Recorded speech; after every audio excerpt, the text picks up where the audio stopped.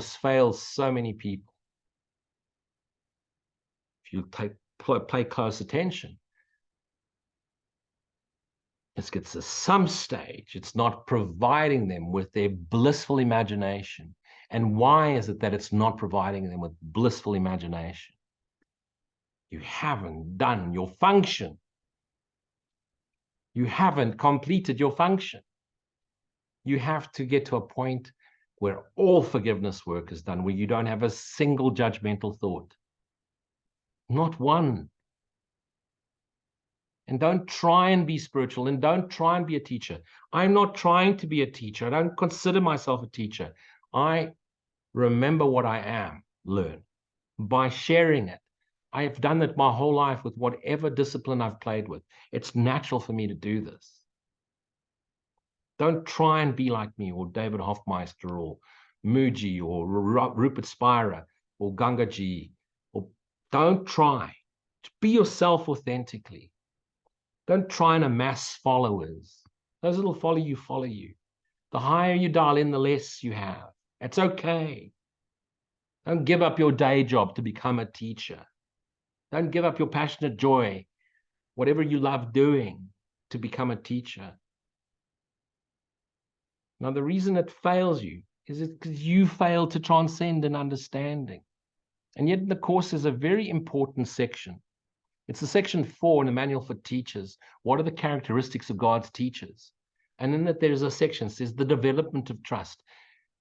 Let me read to you what it says in the development of trust. Trust in God.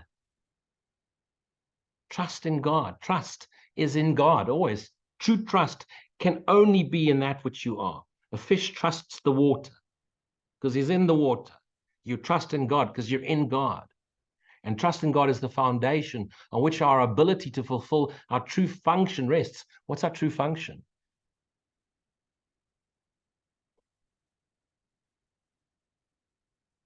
What's our true function?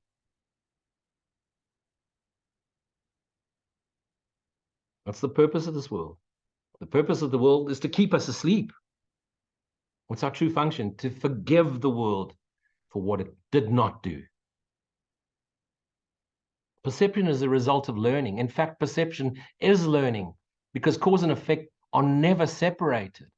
The teachers of God have trust in the world. Why? Because they know the world's a projection of themselves. And so they trust their self, their holy self, the memory of God in them. Because they have learned it's not governed by the laws of the world. It's governed by the law of God, the law of one. There's only one law in God. It's the law of one. It's given, one is given to all. To give is to receive. By giving, you do receive. It's governed. This universe is governed by a power that's not of us, but is in us. Because it's the power of God in us. It's the power of God is in us, whilst we wouldn't appear. It's the very thing that gives everything appearance. It animates everything because it's life force. It's the energy that animates everything. It is this power that keeps all things safe forever. Even if it seems to just be destroyed in this illusion, the essence energy of it is still perfectly safe and unchanged and innocent. It is through this power that the teachers of God look on a forgiven world, because the world doesn't change, it changes for you. Because once upon a time, you walked past the most beautiful sunset, you didn't notice.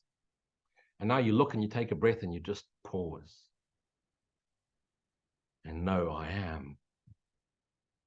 When this power has once been experienced as the knowing, it's impossible to trust in one's own petty thoughts, academia, physical abilities. We all know everyone gets old. We all lose strength. We all lose muscle mass. We all age. I am age. Our image ages. And this is who would attempt to fly with the tiny wings of a sparrow when the mighty power of an eagle has been given him? Miguel Falcao. And who would place his faith in the shabby offerings of the ego when the gifts of God, the lightness of awareness, are laid before you, in you, through you, lit by you? It's this that induces in us the ability to shift from consciousness to awareness. Consciousness, the realm of the dreaming mind. Awareness, the essence energy of God, shared with the Christ self its extension, the sun. So let's have a look at the stages that we go through and why people become so disillusioned. Well, the first, like, they've just found a new course. It's, wow, this is amazing. Ho'oponopono, oh, the Christian Bible, the rebornness, pranic breathing, chakras, Advaita Vedanta, the Tao Te Ching. Oh, it's amazing. And you just want to go share it with everybody. You know shit about nothing, but wow, it's just amazing. Why? Because you've stopped searching. And the minute you stop searching, the self comes into awareness, and the self is pure joy. And you think it's the course that's now made you happy. No, it's temporarily stopped searching, and you're busy assimilating. No time for the ego. That's why people like to travel. It's all new. There's no time for their recurring thought patterns to appear. Settle in a town long enough, and the thoughts are back. And all of a sudden, what was amazing is going to be miserable too. No matter where you go, there you are.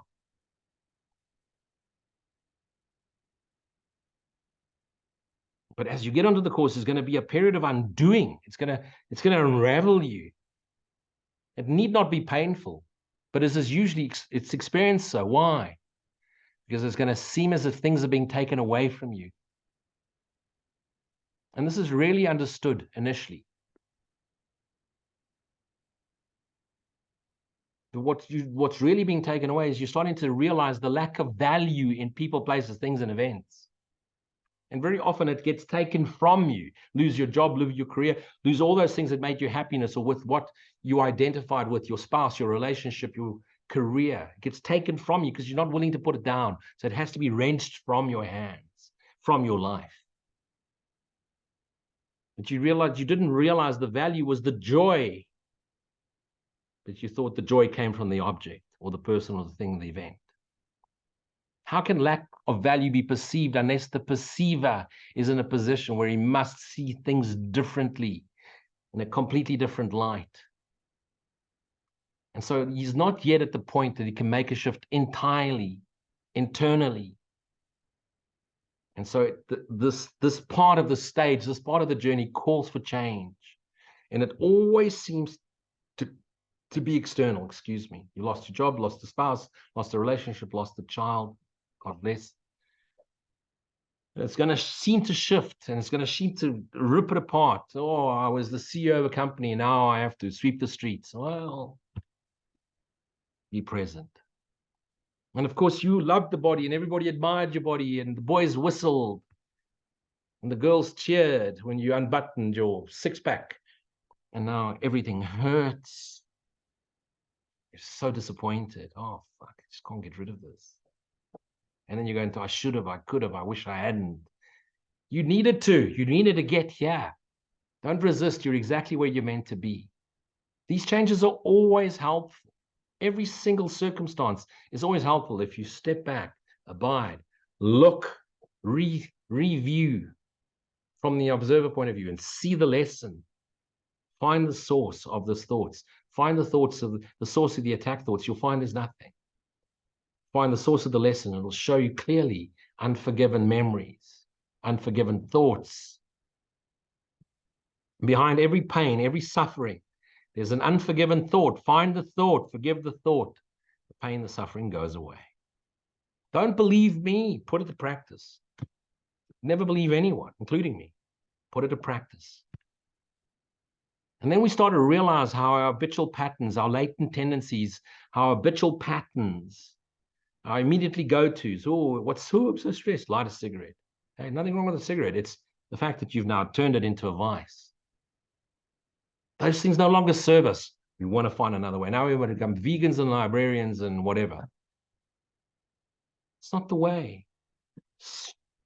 Go in whichever direction you want to go.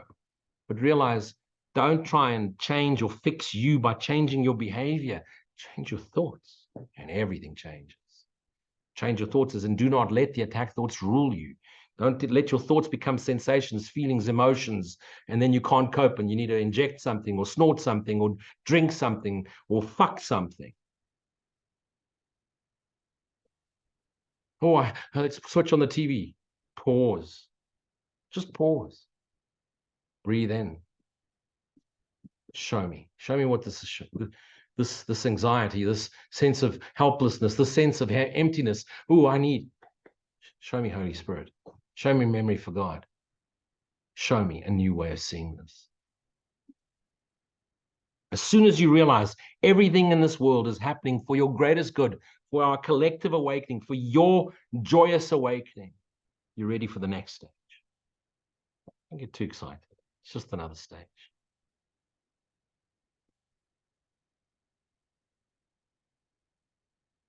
The next stage is that we all go through is a period of sorting out. It's a funny stage. It's always like somewhat difficult because having learned that changes in our lives are always helpful, we must now decide on all things on the basis of whether or not they increase our helpfulness, it helps us or it hampers us.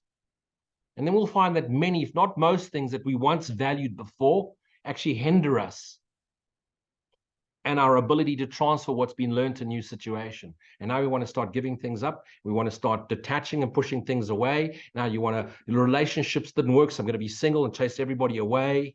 No time for anybody. Or I'm going to give up all my possessions and move to a hut. And it's because what we really valued is actually valueless. And this is where so many special teachers now give up on the course and become anti-course and miracle speakers, because people, places, things, and events didn't make them happy. Being a teacher for God, the special spiritual, didn't keep them perpetually happy because the shit still hit the fan. Why? Because you hadn't let go of your judgment. You hadn't realized self. You could spew forth the non-dual, but you had not transcended because you weren't prepared to let go of your identity. And maybe you let go of your old identity. You were once a CEO, but now you're a special teacher for God. And so ego's just trapped you from one identity to the next. Oh, we're evolving. We're going to transcend. We're going to self-help. You're doing nothing. You're just replacing one false image, one mask for another. You're trapped in the same dogmatic bullshit. Step above the battlefield. Let go of all identity. Let go of fear. Let go of loss. Let go of sacrifice. It takes great learning to understand that all things, all events, all encounters, all circumstances are helpful because they're there to serve you. It's only to the extent to which they are helpful that any degree of reality should be accorded them in this world of illusions, because the reality is in the lesson. The word value can be applied to nothing else because it's the returning to the awareness you are.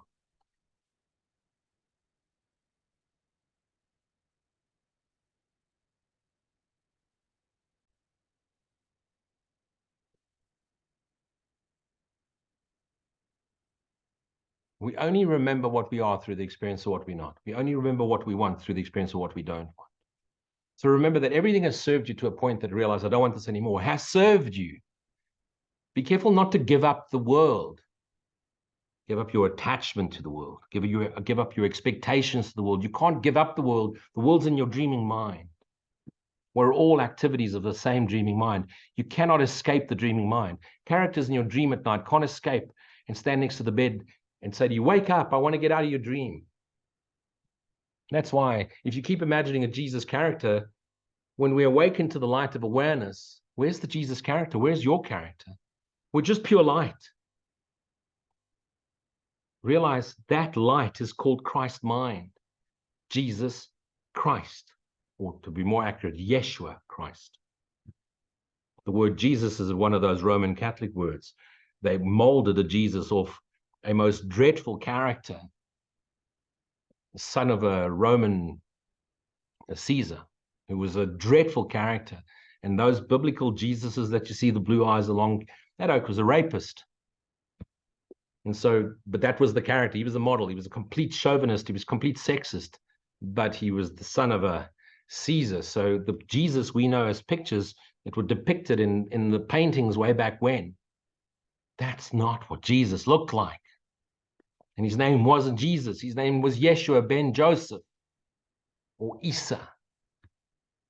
So get that right.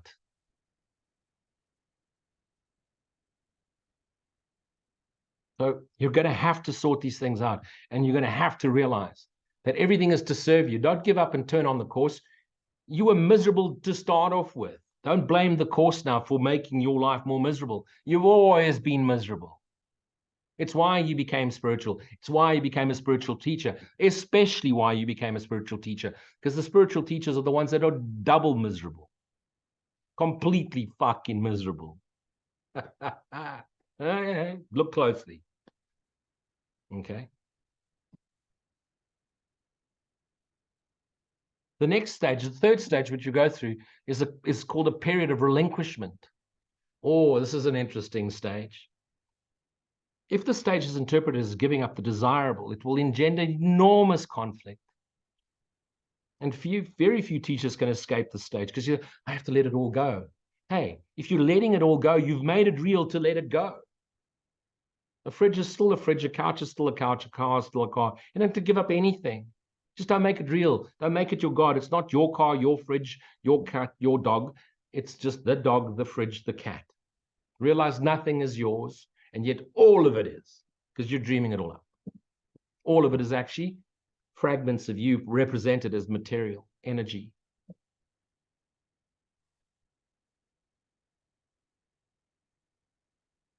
It's a huge conflict that we go through, giving stuff up. And now you want to sort out what's good and bad. You can't sort anything out. You can't, because you're judging again. The minute you say, this is good, this is bad, I must keep this, I must let that go. Let it all go.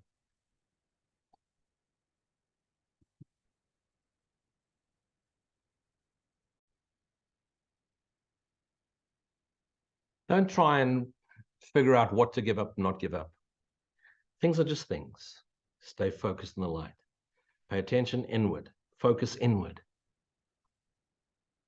This period of overlap is apt to be one in which teachers for God feel called upon to sacrifice our own best interests on behalf of the truth.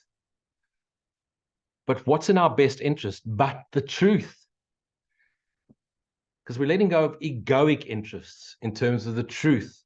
Because egoic interests didn't make us happy. It's why we pursued another path. It's why we became so-called spiritual or followed A Course in Miracles. And at the end of the day, we actually learn that we can only give up valuelessness. We can only give up what's valueless. And what's valueless? Things that come and go. Remember, don't become detached and push away. Be non-attached, because you realize you're interconnected with all of it. All of it's in your dreaming mind. And through this, we learn where we once anticipated grief, we find happy lightheartedness. Where once we thought something was being asked of us, something we didn't want to do, we find it's a gift bestowed upon us.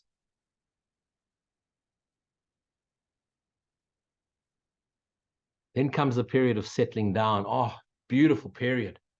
And this is when we go inwards. And we actually recede from the world for a little while. We don't want to really go out. We don't want to go and mix. That's not giving up people. Just things are no longer serving us. But don't push away. Don't reject it. You're rejecting yourself. It's a quiet time in which we reflect. We rest a while. Sometimes you have to lose a job and find a smaller job and slow things down, or end up horrible relationships. Just find yourself alone for a while. For a while. Maybe a lifetime or two. If you don't do the work.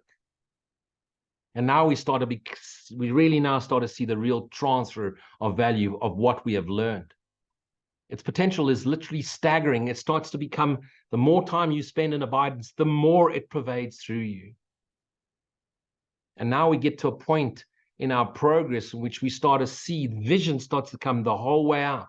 You start to become inspired, and you start getting a bigger picture. You start to see the perceptual error. Now we really start giving up what we don't want. And we keep what we do. And it's become simply obvious. And it's quite easy. We once wanted the car because we thought it was going to be happy. Now we just want happy, and the car comes. So we wanted the relationship because the relationship was going to make you happy.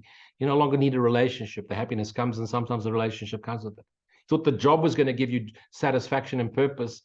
Just find the happy joy of being, and the job comes anyway, because the job is a way that you explore and you expand the happy joy of being. But don't start judging what is right and wrong, good and bad, and how you should behave. You have no idea how to behave. Be true, authentic to your natural, passionate self. And how do you know you're being passionate to your natural passionate self? It's what we call talent in this life, not skills. What's your natural talent? Well, you're a painter, musician, artist, engineer, architect, teacher. What came natural for you? Natural born leader, pilot. You just, what's ever in your nature. You want to be a parent, you want to raise children, you want to take care of the sick, you want to heal other. It's just what's natural. Don't think you need to go healing people because now you're spiritual. You heal self, and the self heals the world. Only the self heals. You, by you can do nothing. And that's the whole purpose of this world, is to keep the ego preoccupied. Preoccupy you so that you don't return to self. You don't return to mind and realize I'm dreaming all of this. We all need this as teachers of God, or people on this journey to self-awareness, self-awakening, awakening to self, need a period of respite. Took me many years where I just became a recluse and total silent stillness, and spent hours and hours in just abidance and learning and reading and reabsorbing. And after a while, it just pervades. And then all of a sudden, all the books go down, all the videos switched off. You no longer need to listen. No longer following anything. You just abide. And then the call comes to, again, through your passionate nature, pour out. Mine is to lead and to transformation. And I do that with companies, and to share my understanding as I'm doing right now. And it's offered for free. No, I don't counsel, and no, I don't do one-on-one. Now we rest a while. We don't go forward now without mighty companions. Now, this doesn't mean I'll go and create a Course in Miracles group. If it's natural for you to teach, people will come around you. Don't form a group. And please don't form groups where you stand and tell stories and everybody gets to share, because it's just going to become an argument and a pissing contest. Find a teacher and listen to someone who has gone beyond where you are. That's it. I use Ken Wapnick. I listen to his old videos over and over again, and that's enough for me. Or Ramana Maharishi, his teachings, or Rupert Spira, because his non-dual understanding is beyond anyone else on this planet right now. Is he a Course in Miracles student? No, he's not. He's a wonderful non-dual teacher. He makes one error in my understanding, and that is he thinks God is dreaming. No, God is not dreaming. The Son of God is dreaming. But what a most beautiful character. Just pure love. Eckhart Tolle, pure love. Muji, pure love. Rupert Spira, wisdom and love and clarity. For me, no judgment of anyone. Don't compare teachers. So they're going to go to a period where you're going to go quiet, but you're not going to be there forever. Maybe it takes you a lifetime or two, but it's not needed. If you do the forgiveness work, that period of respite, that period of hiding, of becoming the recluse, won't last forever. Mine's only lasted 16 billion years. Yours might only last 2-3 months.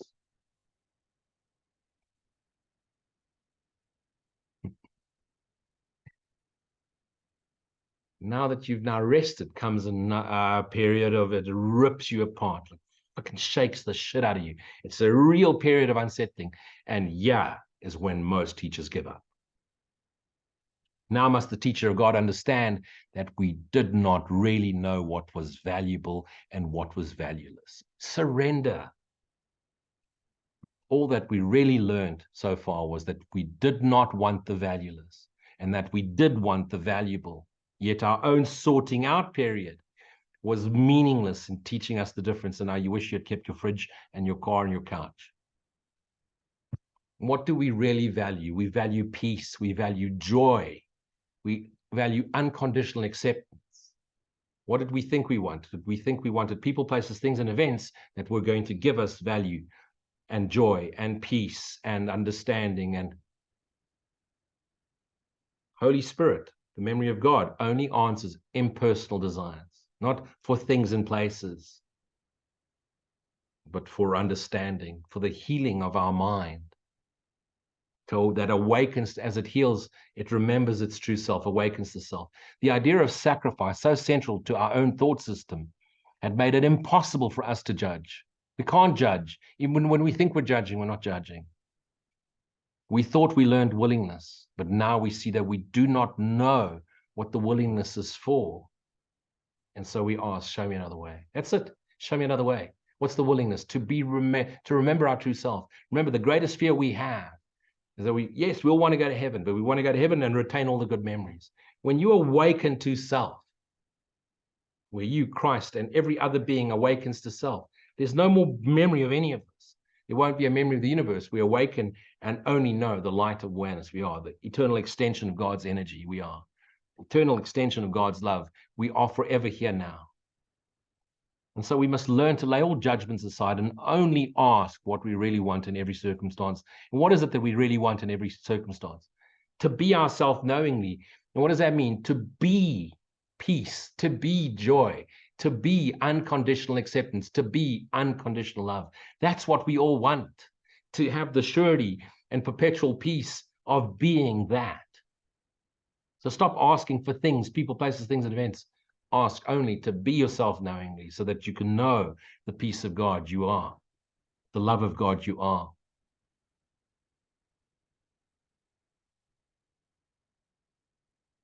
And remember, call for help. You will have mighty companions around you. How do you know a mighty companion? There are people that are not judging you.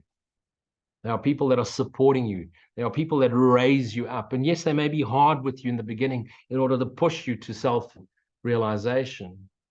They ain't going to tell you what you want to hear. They're going to tell you what you need to hear.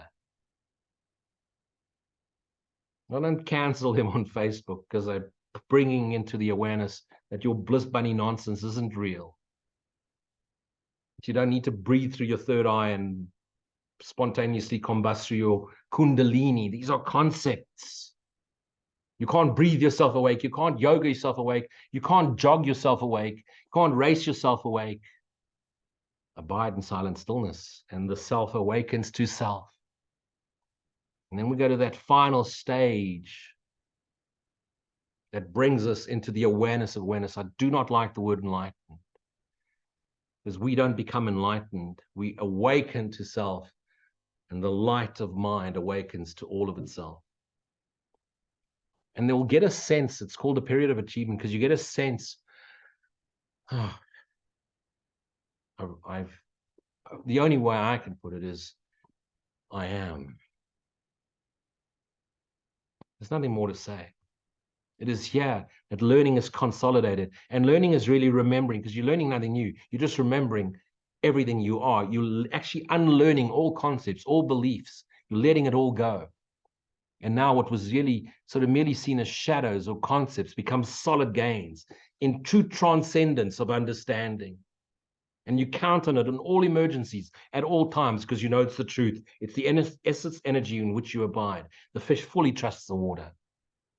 The eagle fully trusts the thermals and the wind. It's aware of it. You may not see it, but the eagle opens his wings and fully trusts that thermal that raises him to beyond the battlefield.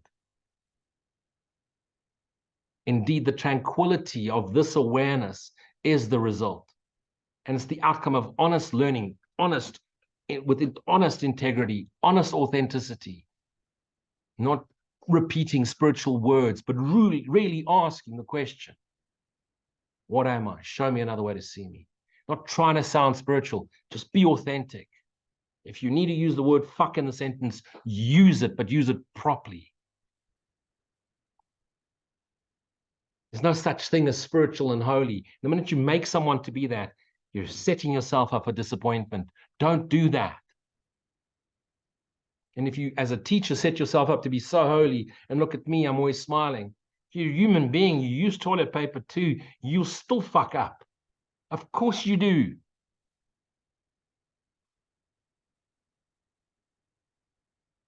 But realize there comes a stage, real peace, real silence, real awareness of awareness, real transcendence, real interconnectedness to all fractured body minds.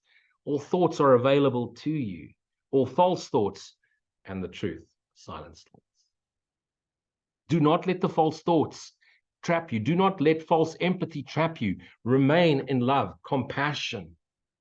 People believe in empathy, but if you're suffering and I feel you're suffering, I'm trapped in the same suffering as you. You're suffering. Through compassion, stand above the battlefield, reach out, let me pull you out of there.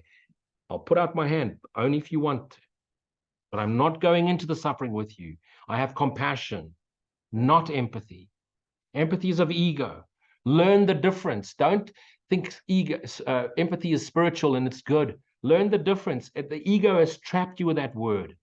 To empathize, to feel the suffering of others, is to make suffering real. You're both drowning in the dream. Above the battlefield, with compassion, with passion, the passion of the Christ you are, the awakened mind. Bring yourself into this dream and lift self and others through it. From here, the way to heaven is open because you're already here. Be here now. In fact, we are here. Where would you want to go? Why would you want to go anywhere? Why have we gone anywhere? Why have we gone anywhere on our holiday? Why? Because we wanted joy and peace. Yes, maybe you go connect with family and loved ones, and it's just connection. But whenever you're traveling to get away, why? Because you're not happy. But if you're happy, where would you want to go? When you already are and have everything you want. Why would you want to go anywhere? Unless you're instructed to go serve, to go bring the message. And who would change tranquility for something more desirable than peace, than the joyous lightness of being, which is our true self? When we know ourselves with complete clarity, with complete conviction, what could be more desirable than to know our essence, our true self is the Christ self, is the love of God forever extending. Why do people talk shit about A Course in Miracles? Because you did not go through this. And so out of ignorance and arrogance and fear and your own self-hatred, you attack the Course. You're ignorant. You're ignorant. And you're a coward. Ego's trapped you. That's what our coward is. Ego, pure ego, coward. Now you stand on your Facebook and on YouTube and you spew forth bullshit and you haven't transcended. You haven't. And I've insulted you. And I'm not supposed to judge you. I'm not judging you. I'm pointing out a fact. Teachers for God, when you hear this nonsense and these attack thoughts, don't put on the video. Switch it off. When someone asks you to defend the Course, do not defend the Course. I'm doing this for a reason. But our defenseless innocence is all that's required. I don't need to validate myself to you or anyone else. I don't need to apologize to you or any other thought or thought in form. No matter who they claim to be, no matter how many followers they have, no matter how famous they are. If you're wrong, you're wrong. The Christ in you, the Christ in me is the same. It's the I am. Not I am this, I am that. It's purely I am. It's the observer, right-mindedness. It's the Christ mind awakening to self. Every single one of us will awaken to self. Don't worry about the time, because it's just a holy instant. Be here now. Be yourself knowingly. These are words you've heard said by great teachers.